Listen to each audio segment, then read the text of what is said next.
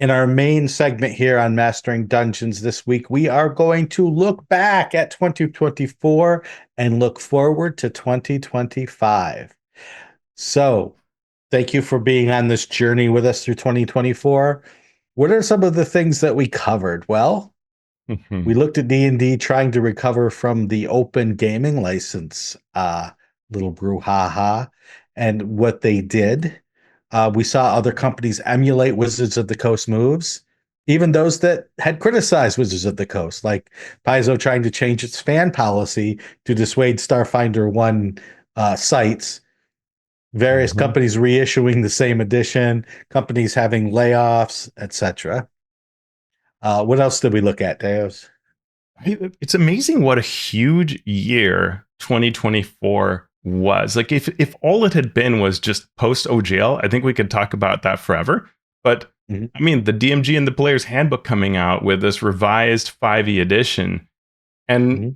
even that wasn't just that. It was like you had people saying like, "Oh, look at how low the book scan sales are," and then you had other people saying, "I can tell you for sure, we have just reprinted more books than we ever could have imagined. Like the sales are through the roof," which shows you that things are changing, right? How the game is sold, where it's sold, how you can track it is now quite a confusing picture.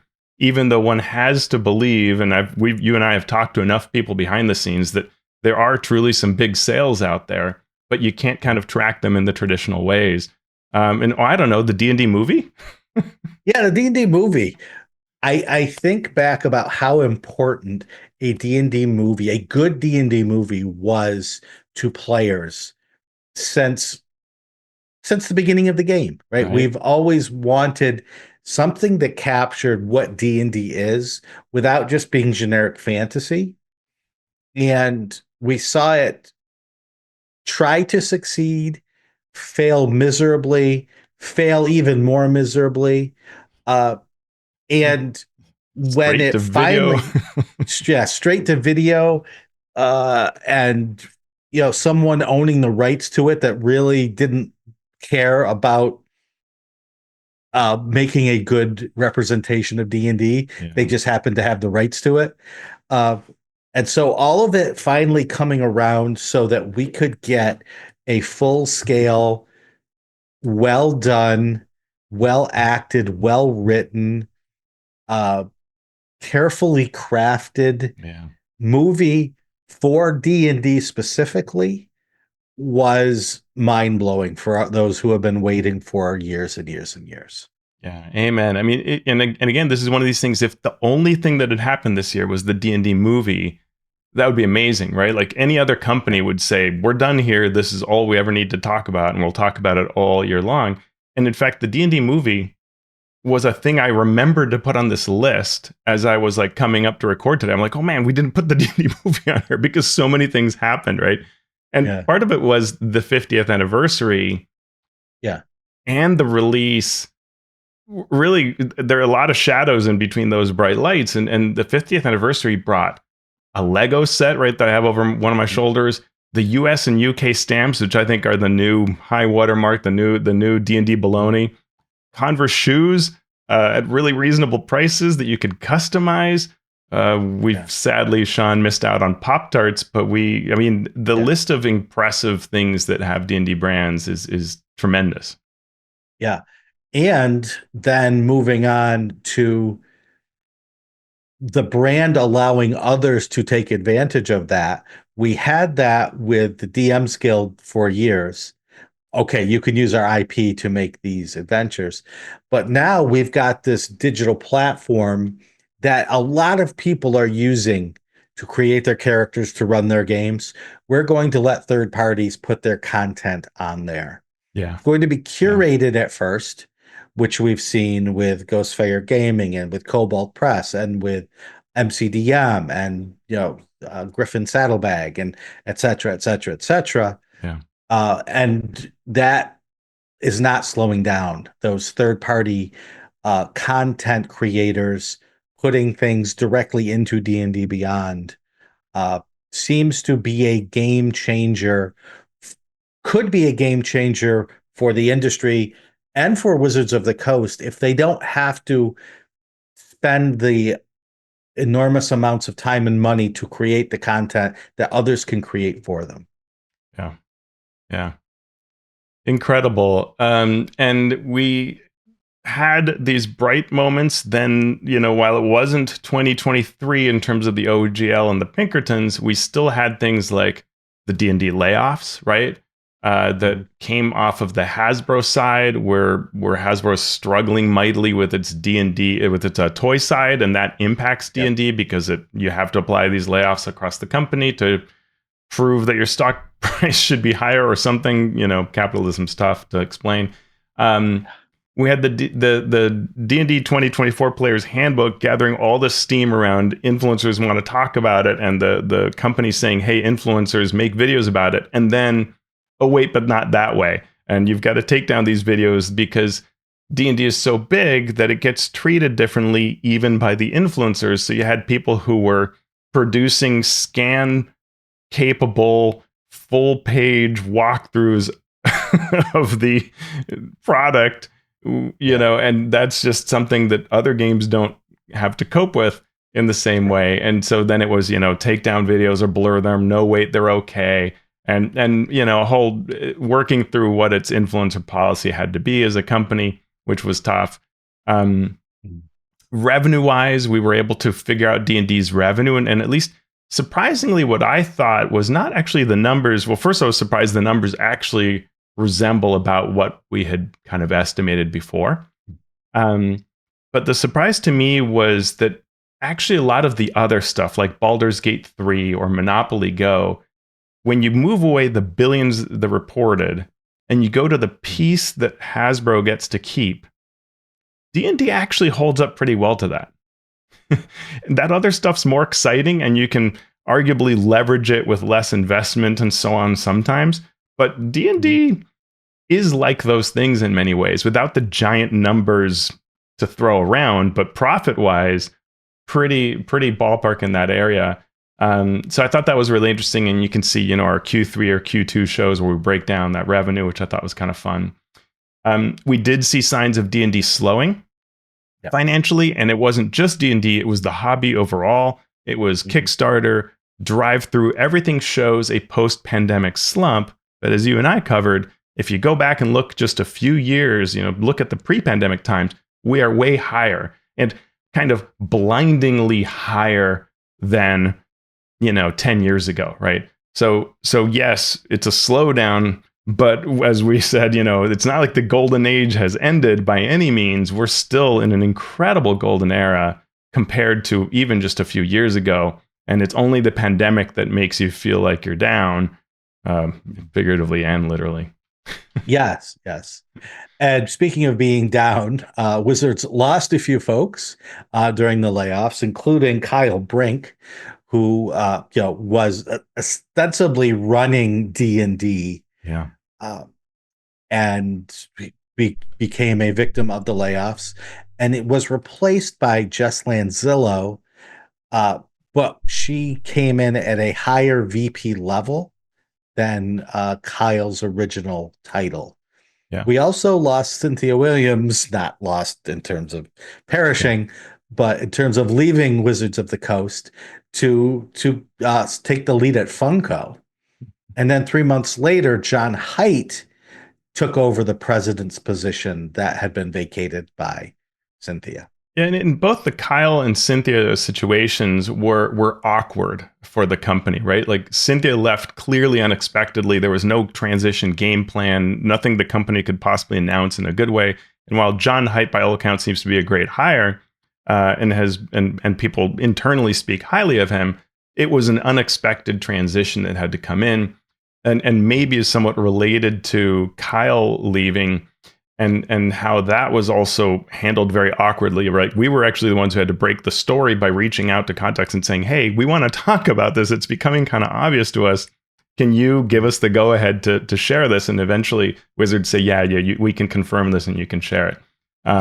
So we tried to kind of follow our due diligence, and you and I know we try not to be journalists because that is not our true calling at all, but we at least tried to follow some process in that. But it was an awkward situation that shows the team kind of struggling at times in what should be, and in many way was, a great year, right? Hmm.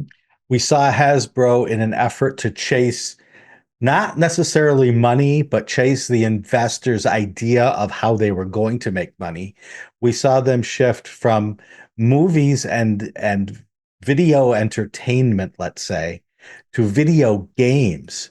Despite the movie actually doing well as a representation of what D&D is, and doing well as a streaming uh, a streaming entity in the US and in other countries. Yeah. But the success of Baldur's Gate 3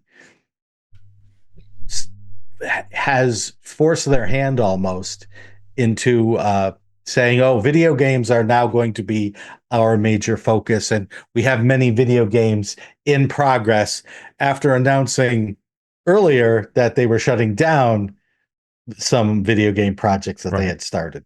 Yeah. Yeah, and on the organized play side, Adventures League has been declining in company emphasis and company support. A lot of it sort of farmed out. We hear everywhere people saying, what's up with this? And while we hear some exciting things like the upcoming Greyhawk organized play campaign, it still is yet to be seen what 2025 will look like. Will it continue to be this thing that's at arm's length from Wizards, or will Wizards take an active hand in it? But I'm getting ahead of myself and looking to 2025. For 2024, we can simply say, AL, this was the year it was very clearly declining in interest and support and all of that. Mm-hmm. And we also saw how we imagine that Wizards of the Coast is going to deal with going from a traditional publisher of books to a publisher of digital products that may, in some people's mind, be replacing books, Mm. and how that is going to change their process, how that is going to change the way that we as players and fans interact with their things. As D&D Beyond publishes the same content as an official book, but then that content is changed while the book obviously sits on your shelf unable to change. Yeah. And their approach was not to say, hey, we've made a change to this digital product. Here's what the changes are, right? Errata seems to be gone as a thing that they track. Oh, hey, look, there's extra art in the digital version, but we're not even going to bother talking about it. And apparently it's done for the maps side of things, and just shows that there is this sort of splintering in emphasis, at times tied to the different pillars, D&D Beyond or VTT or traditional. And you saw also reports internally of Dan Rawson talking about kind of wanting to get rid of paper, perhaps was the, sort of the headline level. But then Jess Lanzillo saying, no, we paper is critical to us, and I just got back from being at the printers, and we're not moving away from this anytime soon. We'll go wherever fans want us to go. And on the distribution side, clearly there's this emphasis on selling on D&D Beyond, and that's no surprise given the difference in what you make from selling at a store, at a Target, at a Amazon versus what you get when you sell your own product on your own digital storefront. But the distribution ending with Random House with no other plan, which, what I hear internally is there had been a call for a plan, but no plan seems to have appeared yet. Jess Lenzio said that that there is an effort to bring the core books back into like Target and Walmart, but as of this time, they're not there yet. And so this emphasis on D&D Beyond came with growing pains, even if it might create revenue in some places, and it's a thing to watch, I think. Yeah.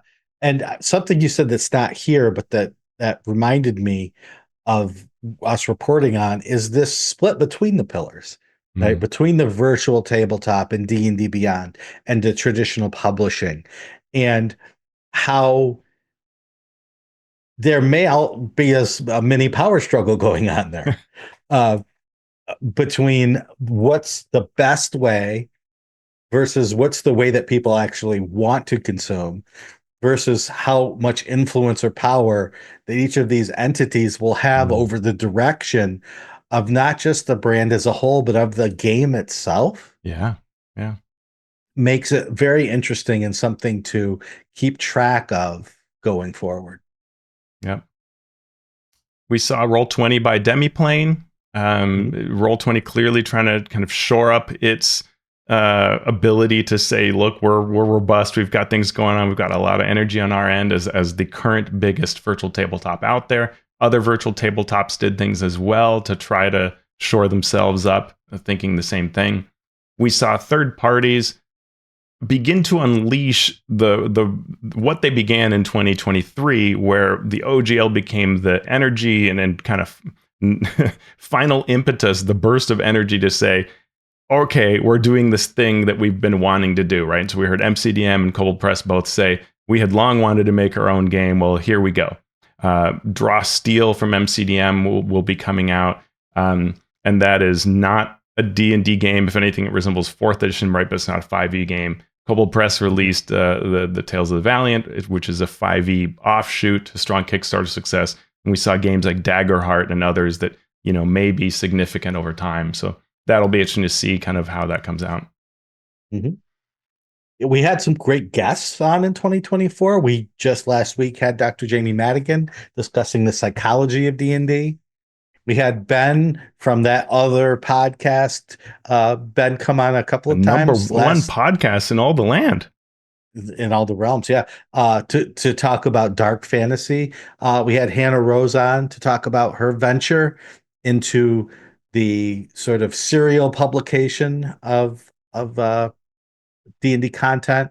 Alex Kammer in his yearly talk about the realms of D&D and Gamehole Con. And his We had upcoming organized play campaign, right? Which is interesting because that shows this, official versus fan led organized play. Yep. We had Michael Henderson, who also goes by Rel, on to talk about his game Distal and some other design questions and commentary. Dan Dillon and Jason Ward were on to talk about Surviving Strange Hollow, a project that I am helping bring to completion at this time. You had Rob Heinzu on.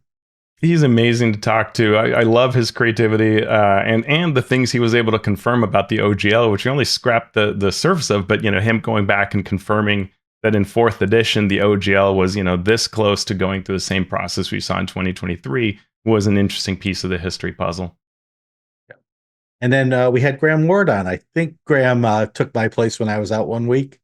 Yeah, and he was amazing, right? And he had some really great comments about stewardship of the game and how it isn't just wizards and it's all of us and and that part alone was just absolute gold, worth going back and checking out if you missed it.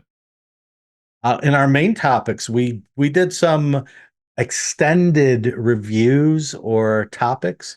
We covered the Blade Runner role-playing game, the Shadow Dark RPG. Yeah, and Uh, even this week I got two messages to our YouTube channel asking why we hated it so much. I yeah, don't know how to keep writing. We didn't, but yeah. yeah. We learned that discussing a game as a game designer comes with some pitfalls, and that is ticking off people who only want to hear glowing, positive, right? Yeah. They don't want to But hear even a yeah. a critical analysis But also of things. I would argue that Shadow Dark is special in its connection to fans, right? Like there Sure. was one of the comments that we got this week was, or it may have been last week, but it was about that from those old series of videos, was saying there is no ambiguity in how Shadow Dark is written. I don't know what's not. It wasn't this angry, but it was sort of like I don't know what's wrong with you guys. The Yeah. rules are incredibly clear. And it was just so interesting to hear it. But when we talked about Daggerheart, which is from Critical Role fandom, Yeah. nobody had those kinds of comments. So there's something special about Shadow Dark and that link to the audience and what the audience wants from it that became very personal. And when we analyzed it, it really came off as criticism in a way that our analysis of Blade Runner or Daggerheart or other games did not come Or across. 5e D&D. 5G, yeah, yeah, because we talked about the Planescape adventure, and nobody said, how dare you? It was really interesting, Right. yeah. And Yeah. sorry to anybody, because you know and Right. we are, we're not just trying to say like, we're sorry that you felt that way, right? That's not what I'm saying. We have thought a lot about how to come across better, and so we're trying to be more cautionary in our explanation of here's what we're trying to do analytically, and to explain like we really did like Shadow Dark a lot, and we both Yeah. played it a number of times, but yeah. Yep. We talked about designing an intro adventure and then escalated that into building a world, building a starting village to set your campaign and your adventures in, and then creating a full RPG campaign Yeah. based on all of those topics. We did delve into Daggerheart, played that, discussed that. We did a long, extensive, in-depth look at Greyhawk Mm-hmm. via the Living Greyhawk Gazetteer. And then we talked more in general about campaign guides and what to put into them, what to maybe leave out of them. We talked about being a professional game designer, game design lessons, what it takes to be a designer. And then we delved a little bit finally into dark fantasy and what that means to a D&D type game. Yeah. Wow. And it just it was a great year. I mean, I for us as a podcast, our biggest year for sure. The Mhm. Discord was a wonderful place to be with. Everybody was amazing, interacting. It was really healthy. We learned a ton from our community, um, Mhm. and it was really fun to because if you think it's not been long that we've been on YouTube or that we left the original network that we're on as a podcast or really started a Patreon that was our Patreon. So this is all still really new, and to see it start to grow is great. And we're we're really thankful of that, and it's something that we're actively kind of looking at, like, wow, how do we keep this being as good as 2024 has been? Yeah. So, And yeah, go ahead. I think I was going to say the same thing you said, which is all right. Like, looking back on 2024 a little bit from our perspective, Shawn, do you have any favorite, like what was your favorite D&D product or other RPG product or thing that you worked on or RPG you played? I loved everything that I got my hands on, whether it is to Mm-hmm. design it. You have to love it. You have to go in loving it. I like you said, we loved Shadow Dark. I Yeah. went into there wanting to love the game and did. Mm-hmm. I went into, I'm looking at my shelf here, right? I went into the Alien Yeah. box set wanting to love it and loved it. Yeah. Uh, Projects that I'm working on, the Crooked Moon from Legend of Evantris, had an amazing time doing some work with them. Uh, Surviving Strange Hollow took up a good chunk of my year, still working on it, loving that. Waiting for Grim Hollow 2E to waiting for the new SRD to come out. Oh, yes, yes, indeed. So we know what we can do and how far we can go. So that has been an interesting thing. Love Game Hole Con, one of my favorite conventions. Uh, Yeah. how about you, Teos? A number of things. So book wise, I was surprised by how much I enjoyed playing at the World, which was Mhm. actually sent to me by a Discord member. Thank you, who had ordered two by mistake and was kind enough to share that extra love with me. This was just great. I didn't think I would love it as much as I would, but I really did. We mentioned Graham Ward. The Last Caravan came in. That's a really fun game. I really like everything the One Ring is doing, and I have a video that came out today on talking about D&D's exploration pillar in the DMG, and particularly the travel segment of it. And then tomorrow there will be a video talking about the One Ring system, kind of continuing that thought process over. I'm still digesting the combat system, the exploration system, the diplomacy type system that they have there. It's really, really extremely good. And if I had to pick one book that I thought was like, ooh, that's different this year, it would be this guy. And I know I've been talking to my friends about this a lot, but the Monster Overhaul, which was shared on the Discord, it was either Andy Demps or Graham Ward or somebody like that brought it up. Thank you. Because I picked it up at Gamehole. And I've been just loving the creativity behind it and how it tackles monsters is really awesome. And I could, maybe you and I will do a whole show on it at some point because it just is so fun that I know we keep thinking about what it does. D&D wise, for me, the product that captured the imagination, my imagination as a designer, was the DMG itself. Because I think it did do it. It is a much better version than 2014. Whereas the player's handbook, I go back and forth and how I feel about that new core book. There are things about it, the capitalization alone that gets under my skin a bit. There are things I like, but weapon masteries. There's a lot of give and take in how I feel about the player's handbook. But the DMG, while I can ask for more, because of course, overall, I think it's a very purposeful, smartly done book, and I like a lot of what's being done there. And so I found myself making, initially I didn't think I was going to make a single video about it because I was a little tired about the Blurgate type influencer stuff that had happened. But as I began thinking about the book, I found myself wanting to talk about it because it's cool and it's useful. So I think that's probably my pick for the product of the year on the D&D side. Convention wise, Gamehole really blew me away. That was awesome.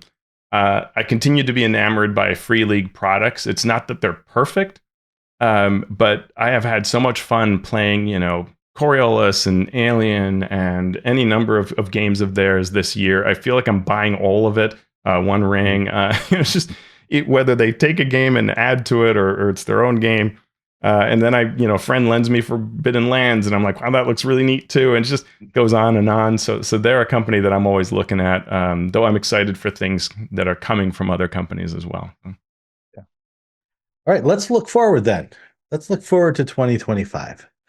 What are the main questions that you have, Teos, or what's the main question you have for what we have to look forward to? I think there is little doubt in my mind that D&D began to finally slow the way all role-playing games always have in history. Right. 5e 2014 5e D&D somehow managed to not slow and instead grow in the kind of only game that's ever done that ever in our hobby.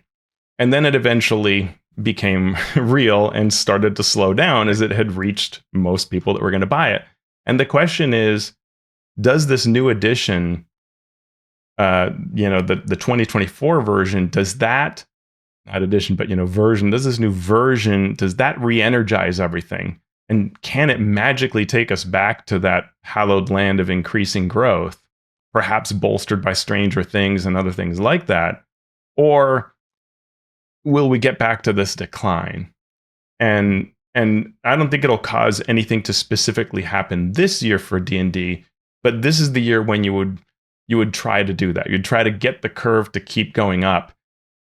And I want to keep saying this word magically, because literally nobody knows how you do that, right? Like even the 5e team isn't entirely sure how that 2014 managed to do that. Yeah, that's my biggest. I don't know. What do you think? No, I agree. I think, we can try to give reasons for that continuing growth. And, we can talk about it being the right rule set at the right time. We can talk about streaming. We can talk about how the pandemic, while it was obviously devastating, came at the time when normally we would have started, or we would have definitely seen a decline. Yeah. But the way it changed life made it continue to go up. Yeah, maybe. Maybe, right? I mean, it had begun to go up even before the pandemic, which is, like Mike Merles has talked about, right? Like they expected, okay, year one sales were solid, good. Year two sales, wait, higher, right? And then the pandemic after that. So perhaps that artificially, like you're saying. Right. Yeah, I'm wondering if not non-pandemic, we would have seen the decline then, but life changed so much that it may have affected things. And what you the term magical is perfect here because it was magical, it is magical. Not one person, we can't point a finger and say this is the person or this is the reason. Right. I think it was a lot of reasons. Hmm. And so there can be a concerted strong effort to replay that, get Stranger Things to focus on D&D again, put up more video content, uh, engage with streamers more, and try to uh, recreate the success that Critical Role had in Hmm. in expanding D&D. I just don't think that you can say let's do these four things and Yeah. it'll work. Yeah, it's a good question. I mean, it's interesting to hear that Brooklyn TV show that we talked about in the news segment, or that Brooklyn store we talked about in the news segment, how they are primarily bringing in new players.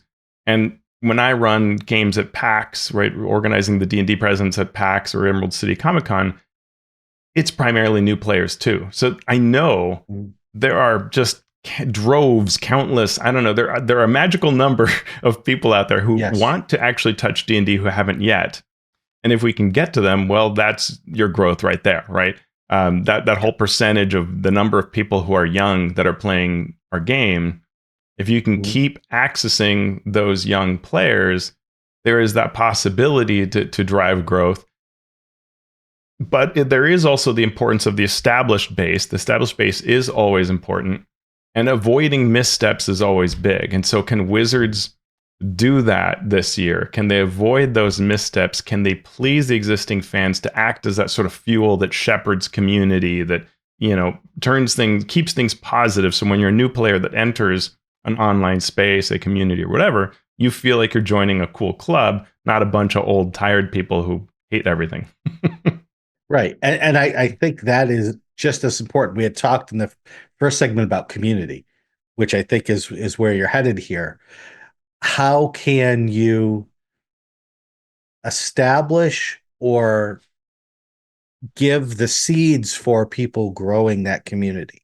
And Mm-hmm. that is done through things like organized play. It's done through programs at game stores Yeah. where people are actually going to buy the books, uh, or if they're buying the books digitally, have the information they need there to get them in touch with the community that you want them to be in touch with, rather than people making faces Yeah. on YouTube. Yeah. And so part of me is also wondering if we have seen the peak of people who watch actual play.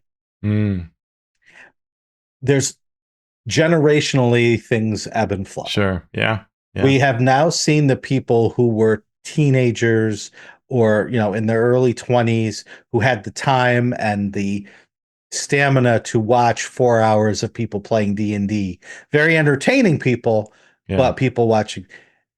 Will that lose its Ooh. effervescence Yeah. with the kids who were 5 then, who are Yeah. now 15, and maybe they don't want that. Maybe they want their own form of entertainment, their own thing that draws Yeah. them in. One part, 2014, of the many reasons that made the 2014 5e version so good was the fact that the books were great. The game was really, really good. It's hard to And the argue that. release cycle was slow. And the release cycle was slow. Yeah, yeah, that's totally for sure. And I think that's critical. But just the books being good, we will now this year in 2025 get the final core book, the Monster Manual, and we've seen new encounter rules.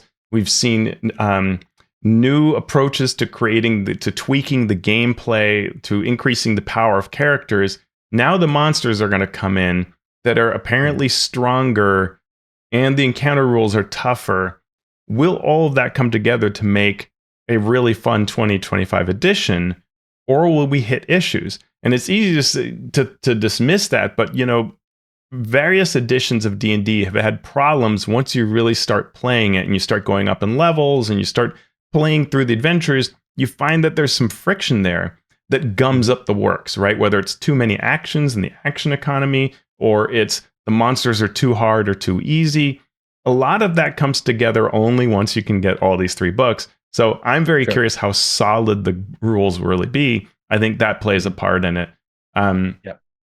on top of the other releases that we will see, and whether that can energize people, because I feel like that, and it's not unusual that when you have a new edition or version coming out in 2024, your other releases seem a little flat.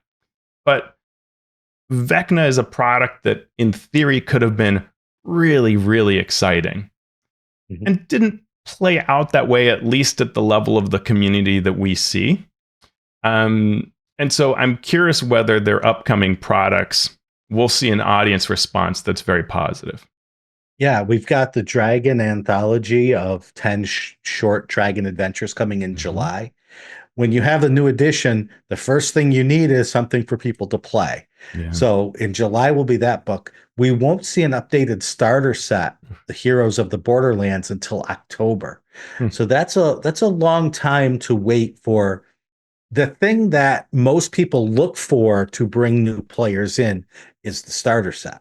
Yeah. So it will be interesting then. And then in November, we'll see the Forgotten Realms Player's Guide and Forgotten Realms Campaign Guide, which again is that big sort of bellwether thing that everyone is going to buy to see what the setting that Wizards of the Coast is Mm-hmm. most supporting Yep. will provide. Yeah. And it's got a different approach. It's focusing on specific regions, so we'll have to see how well that works for people. Mm-hmm. Yep. What else? We're looking at how the D&D Beyond third-party marketplace evolves. Will there be more partners signed on? Will it become too much content? Mm-hmm. If you have to integrate everything that is being sold there into the character builder, at what point are there too many feats? At what point are there too many subclasses? At what point will there be pushback, especially if the technology does not allow a DM to successfully block the things that they don't want their players to have access to? That Mm-hmm. is a huge question. I had a funny thought last night as I was drifting off to sleep of I wonder if there's been a situation already where a D&D designer pulls up D&D Beyond to look something up and goes, "Wait, is this the wording we're using? Oh wait, no, that's a third-party product that I just found in Mhm. my search. How do I filter off this stuff that other people wrote?" Like I just imagine that scenario because I bet if it isn't something that's happened already, and it probably has, but if it hasn't, it's going to happen where at some point somebody on the team goes, "What? Is this the wording we use?" No, it's not. Um, Mhm. and but of course, like as you said, DMs and players deal with that, right? We already had issues where like someone makes an Eberron mark as a feat and any number of things like that, but it gets more and more to where you just what's going to show up at my table with all of this integration. Um, and will they allow smaller companies or just anybody to publish, or will it only be the biggest partners?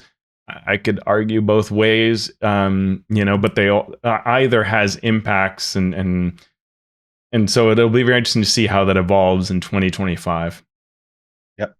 And going from D&D Beyond to Project Sigil, the virtual tabletop, uh, how will this early beta be regarded? How will it fare as we prepare toward a final release? Uh, is this something that Wizards of the Coast is putting all their chips in on? Or is it something that they were going to but have decided not to? Or is it something that they're going to ramp up even? Yeah, We have no idea how big this will be pushed and how much functionality will be actually usable by the average person with the average computer or yeah, phone or right, iPad or right. whatever. Yeah, there was a 2024 video that almost seemed like it was positioning the virtual tabletop as sort of uh, you know, the steam of role playing games, and now it looks like maybe they've backed off from that approach. So maybe it's more D&D focused at least initially. But how big those dreams are and how well all these features end up actually pleasing people, there's no question it's gorgeous looking. But is it Mhm. really fun to play in that space? And we're just in that early beta phase starting up as we hear people start to get beta invites. it'll be interesting to see what people report. Mhm. How will the financial outlook of Wizards of the Coast and Hasbro change from what it is now, and what effect will that have on both D&D as a game and the industry as a whole? We are getting into the post Baldur's Gate 3 era as people have played it, replayed it, played it again, and now they're on to the next thing. Yeah, I mean, BG4 perhaps being created in house or by some other partner because Larian is not doing it. The Exodus video game, is Mhm. supposed to come out in 2026, but it has an RPG and clearly something that the company is trying to create an IP around. So maybe that is something we see glimpses of this year. Maybe there's a D&D game that comes sooner than that, but it's at least if there is, we haven't quite heard about that. But maybe they start talking about those other video game plans to get people excited and get investors excited. Whether we get these bumps from the new edition, new version itself, from Stranger Things, from some other area that maybe translates into financial benefits, how Hasbro's overall finances impact D&D. Are the layoffs behind them, right? Can we get back to a more normal way of operating? It's hard to know. These are all open questions that will be fascinating to watch in 2025. Yeah. How will third party games, both third parties making other role playing games or third parties making 5e compatible Mm-hmm. content, affect things? Will games like the Cosmere role playing game or Shadow Dark or Draw Steel, how will those games impact the hobby? Will Mm-hmm. it bring new players in? Or Yeah. will it just siphon off players who are already in the hobby into these little silos?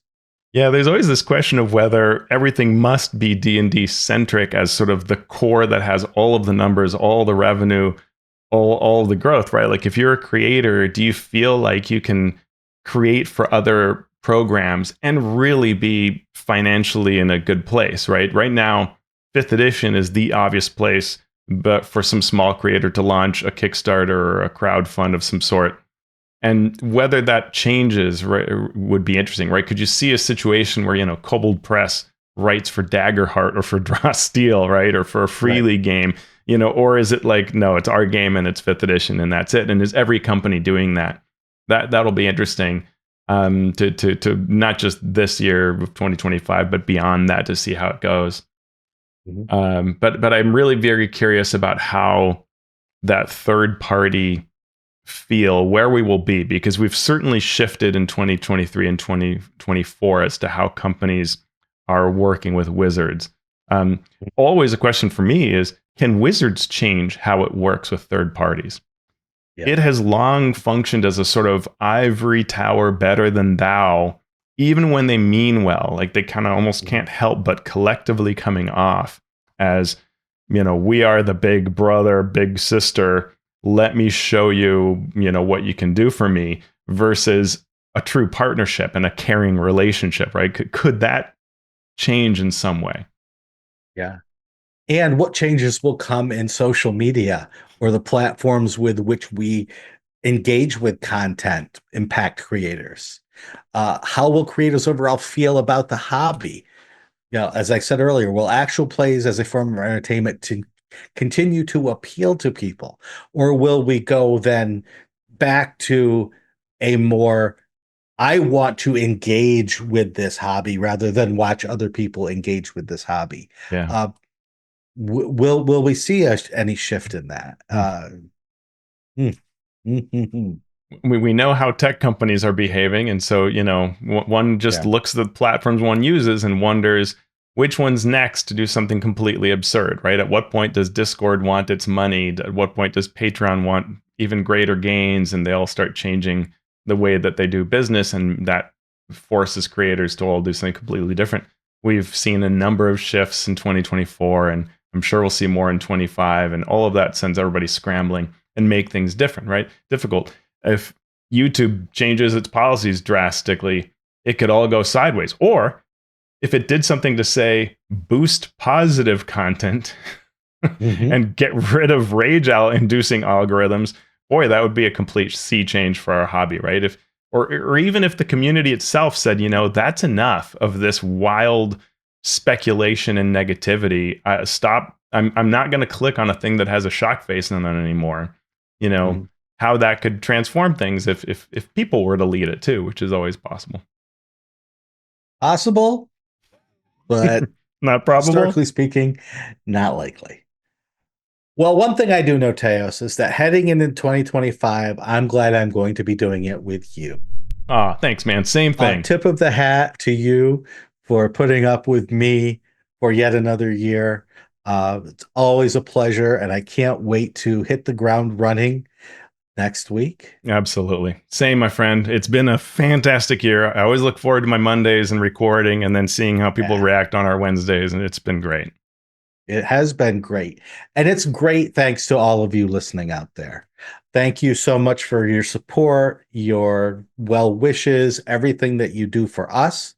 Uh, Thank you also to our Patreon supporters. You can support us on our Patreon at patreon.com/mastering D&D, like these folks did. There are Master of Dungeon supporters. Thank you so much. Master of Realm supporters. I'm looking at your names right now in our show notes. And Masters of the Multiverse. We're going to do something different. We're going to alternate. Think we can do this, Teos? Oh, uh-oh. Coordination. Ready? Yep. Ready? Here we go. Agile Monk of Fantasy Companion Workshops. Keith Amon of The Monsters Know What They're Doing. Lou Anders of Lazy Wolf Studios. Craig Bailey. Dave Bastiensen. Steve Bissonette. Merrick Blackman. Calvin Bridges Avalos. Evil John Carney. Will Doyle. Andy Edmonds at nerddronomicon.com. James Fisher. Scott Fitzgerald Gray at Insane Angel Studios. William Harshman of Runeforge Tabletop Gaming. Ben Heisler and Paige Laitman. Sean Hurst. Mark and Mary's Gaming Compound. The Mighty Jerd. JR of the Twilight Perspective. Brian King. Jim Klingler, aka DM Prime Mover. How come I'm getting all the long ones? Chad Lynch. Paul Mata. The Mathemagician. Eric Mengi. Anna B. Meyer of Fantasy Cartography. Trey McLemore. John Mickey. The one and only Sean Molly. Falcon Neal. Tom Nelson, creator of the Deck of Player Safety. The Mighty Zeus. Phil Wirt from the Philadelphia Area Gaming Expo. Ooh, Coming soon. I got Frog Prince at Tentacles Squelching Wetly. You had to say that. I could say Post Fiction RPG Audio. Robert Pasley. Vladimir Prenner from Croatia. Pugnus.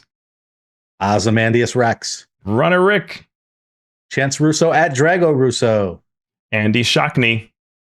Damn, I got Krishna Samosa. Spark from Dunner Games. Josh and Lee Wanika of the Tabletop Journeys podcast. Talos the Stormlord. Jeremy Talman from the D&D and TV podcast. Tres. Joe Tyler. Marcelo de Velasquez, the Valiant DM. James Walton. Graham Ward. Jason Ward from Accidental Cyclops Games. Javier Wasiak. Chris Webster. Zach Types. And Z. Walt Winfrey. Thank you so much for your support of our Patreon. As I said earlier, you can become a patron as well by going to patreon.com/masteringdnd. A perfect time to help us at the beginning of our 2025. Also, if you can, leave us a review wherever you listen to this show or subscribe on our YouTube channel, youtube.com/@masteringdungeons. So, Teos, what are you up to and where can people find your end of the year stuff? Ooh, find me at alphastream.org. From there, you can get to my videos, which I've been doing a lot of on the DMG, including this 2-part series on exploration. Where do we find you, Sean? I'm on all the socials at Sean Merwin. You can also follow the podcast on the socials at Mastering DND, Blue Sky, Mastodon, all the good places. Ask us questions on our Patreon. Go to our YouTube channel and leave us some comments. And we finished 2024. We're looking forward to 2025. What are we going to do now? I'm gonna finish Clank Legacy, or at least get as far as I can before my kids go back to college. That's my plan. Mhm. I have about 48 hours to write about 200,000 words. So I think I'm good. Piece of cake. I got it covered.